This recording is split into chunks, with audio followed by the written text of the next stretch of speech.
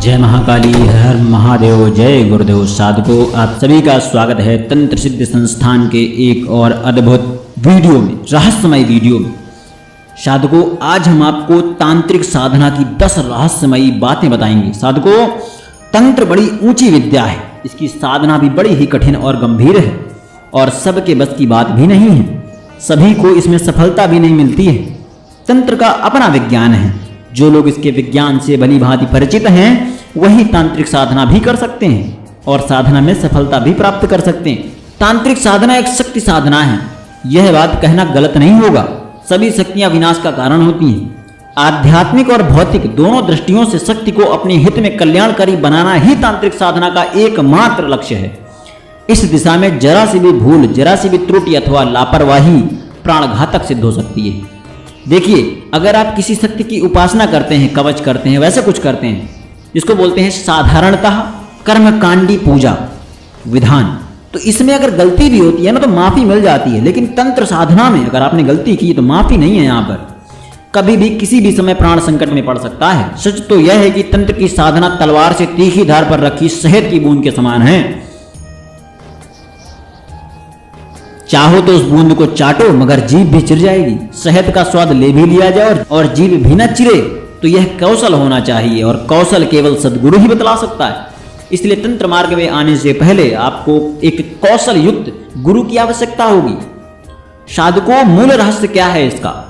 तंत्रिक साधना और सिद्धि का संबंध वैश्वानगर जगत से है, जो कि वास्तव में संपूर्ण विश्व ब्रह्मांड में क्रियाशील दैवी शक्तियों का मूल केंद्र है।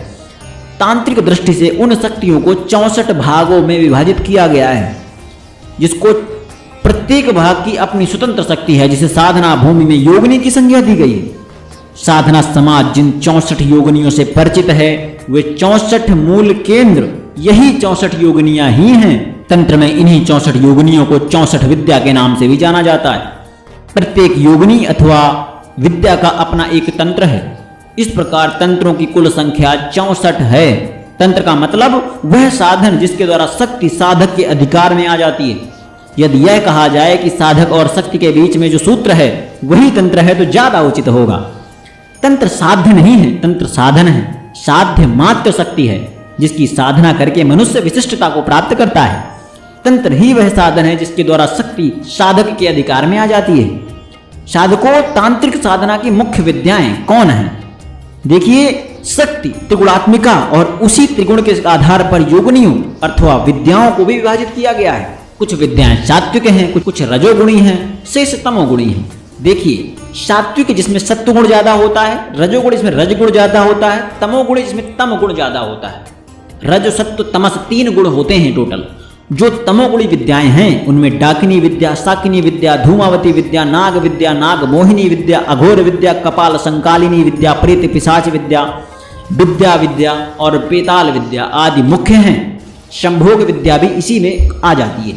मारण, मोहन, वशीकरण, उच्चाटन आदि षट कर्म तथा विभिन्न प्रकार के तमोगुणी तांत्रिक साधना, प्रयोग व अनुष्ठान भी इसी के अंदर आते हैं। तांत्रिक साधना के अंतर्गत आने वाली इन तमोगुणी विद्याओं में डाकिनी विद्या और धूमावती विद्या ऐसी विद्याएं हैं जो अत्यंत भयानक और दुर्धर्ष समझी जाती हैं। डाकिनी मैंने एक दिया हुआ है साधना, आप देखिए, बहुत दुर्धर्ष साधना है। धूमावती बहुत जल्द हम लेके आएंगे।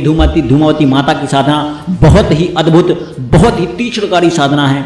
इनको हमेशा नमन करो। तांत्रिक साधना के अंतर्गत आने वाली इन तमोगुणी विद्याओं में डाकिनी मैंने बताया, डाकिनी विद्या की सिद्धि की सहायता से किसी की आंखों में झांक कर उसके भूत, भविष्य और वर्तमान का हाल बताया जा सकता है। क्योंकि जो डाकिनी होती है वो काली का नकारात्मक यानी ऋणात्मक रूप होती है। मगर इससे भी बढ़कर है धूमावती विद्या, जिसकी सहायता से कोई भी अपना रूप, रंग, शकल, सूरत, यहां तक अपनी वाणी भी बदल सकता है। इतनी सिद्धि है धूमावती माता में। तांत्रिक साधना केवल सिद्धियां प्राप्त करने का साधन ही नहीं, अपितु यह मोक्ष प्राप्ति का साधन भी है। कलयुग में तांत्रिक साधना शीघ्र फलदायी है। कलयुग और अन्य युगों में एक महत्वपूर्ण जो बदलाव वो ये है कि कलयुग में भले ही आयु कम है, लेकिन यहां पर पाप तब तक नहीं माना जाता है जब तक आप पाप कर नहीं दोगे, और पुण्य तब मान लिया जाता है जब आप केवल सोच लोगे। तांत्रिक साधना केवल सिद्धियां प्राप्त करने का साधन नहीं है। तांत्रिक गुरु की देखरेख में ही तंत्र मार्ग में आगे बढ़ा जा सकता है और भौतिक जीवन में भोग के साथ साथ मानव जीवन का अंतिम लक्ष्य मोक्ष को प्राप्त किया जा सकता है। साधकों, तांत्रिक साधना में पंचमकार का प्रयोग कैसे होता है और क्या है पंचमकार, यह भी हम बताएंगे। तांत्रिक साधना का सबसे बड़ा रहस्य है तंत्र सिद्धि के लिए पंचमकार का प्रयोग। पंचमकार का मतलब है उन विशिष्ट 5 वस्तुओं का तंत्र में प्रयोग जो मां से शुरू होती हैं, जैसे मदिरा यानी शराब, और जैसे मांस मीट, जैसे मछली फिश, जैसे मुद्रा, जैसे मैथुन यानी सेक्स संभोग। तंत्र साधना में सिद्धि के लिए तांत्रिक इन पंचमकारों का प्रयोग करते हैं, जिसे आज का समाज घृणित व त्याज्य मानता है। परंतु तंत्र ग्रंथों के अनुसार पंचमकार के प्रयोग से ही शक्ति साधना संभव है। बिना पंचमकार के तंत्र की दुनिया में सिद्धि असंभव है। तंत्र ग्रंथों के अनुसार कहा गया है मध्यम मांसम अमीनम चा मुद्रा मैथुनमेव चा मकार पंचकम प्राहुयोर्गिन मुक्ति दायिकम, अर्थात मदिरा मांस मछली मुद्रा और मैथुन ये पंचमकार योगी को मुक्ति देने वाले साधन होते हैं। अब सोचने वाली बात यह है कि इन 5 वस्तुओं के प्रयोग से क्या मुक्ति संभव है या मनुष्य मुक्ति के बजाय पतन की ओर अग्रसर हो जाएगा। पंचमकार प्रयोग का सबसे बड़ा रहस्यमय है पंचमकार में वर्णित भौतिक वस्तुएं यानी मदिरा मांस मछली मुद्रा और मैथुन का अर्थ है संकेतात्मक रूप में दिया गया है। ये वस्तुएं किसी और गुप्त क्रिया की ओर संकेत करती हैं। इनका प्रयोग भौतिक नहीं, इनका प्रयोग यौगिक है।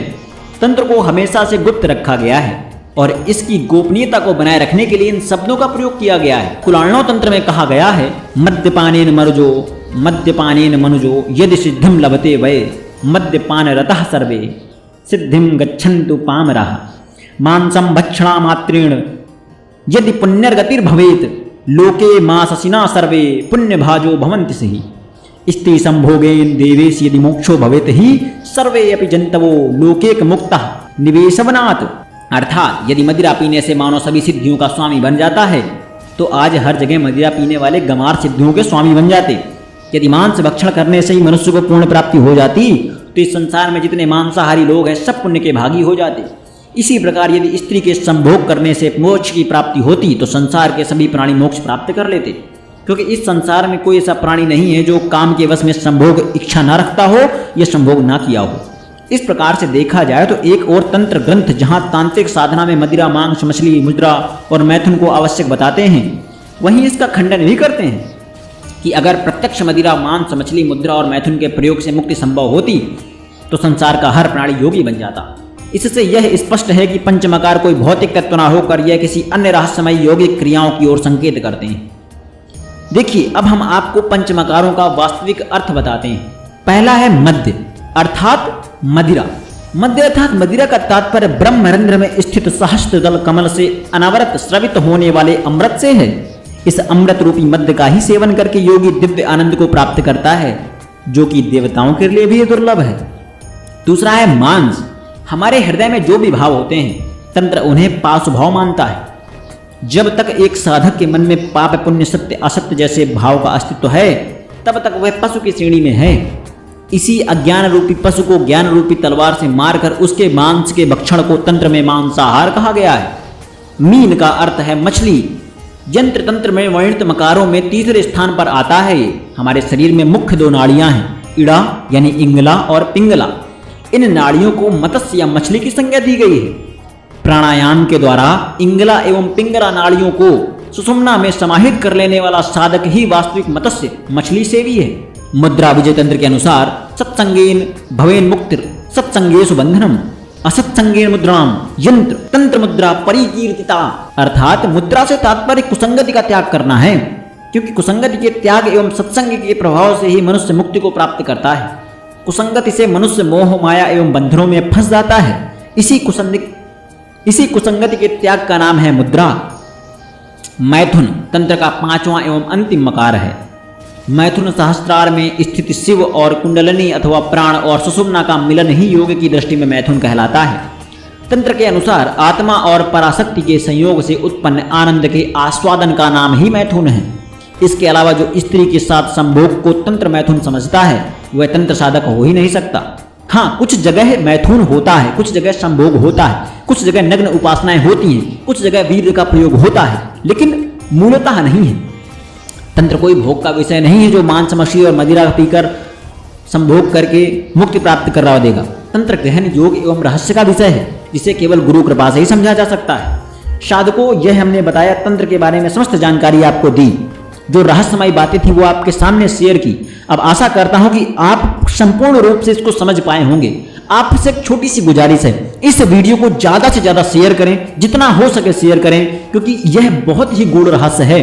अगर ये लोगों तक नहीं पहुंचेगा तो लोग क्या करेंगे, केवल जो झोला छाप है उनके वश में आकर के अपनी स्टील का, अपनी इज्जत का न्यौछावर करते रहेंगे और वह पापी लूटता रहेगा इसी तरह बच्चियों की, महिलाओं की, औरतों की इज्जतों को।